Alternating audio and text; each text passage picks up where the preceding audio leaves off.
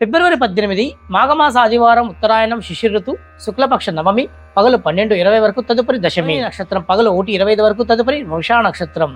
దుర్ముహూర్తం సాయంత్రం 4:26 నుండి 5:12 మధ్య గలదు. మధ్వనవమి పర్వదినం ఆదివారం రోహిణి నక్షత్రం తాతృయోగం కార్యసిద్ధి మృషిరా నక్షత్రం సౌమ్యోగం సుఖం కనుక ప్రయాణాలు అనుకూలం. మాఘమాస శుక్లపక్ష నవమి తిథి నాడు ఉదయాత్పూర్వమై మాఘస్నానం ఆచరించి ఆంజనేయ స్వామి గుడిలో శుభ్రతా కార్యక్రమాల్లో పాలు పంచుకొని సుందరకాండ పారాయణం చేసిన వారి పూర్వ జన్మలో తల్లిదండ్రులకు చేసిన మహాపాపాలు ఈ జన్మలో మతిస్థిమితం లేని పిల్లలు కని బాధపడుతున్న తల్లిదండ్రులు లేదా ఎదుగుచ్చిన పిల్లలు అకాల ప్రమాదాలకు లోనైన వారు లేదా దూరమైన వారి పాపకర్మలు తొలగి పుణ్యగతులు పొందుతారని గురువచనము. అంతేకాకుండా మధ్వనవమి పర్వదినాన్ని పునస్కరించుకొని అన్ని రాశుల వారు జీవితము జీవుడు ఈశ్వరుడు అనే 3 అంశాలను స్మరించుకొని ఆంజనేయ స్వామి గుడిలో సింధూర సేవను ఆచరించి దద్దోజనాన్ని పంచిపెట్టినట్టయితే భార్యాభర్తల మధ్య ఎడబాటు తగ్గి సుఖించగలరు. జై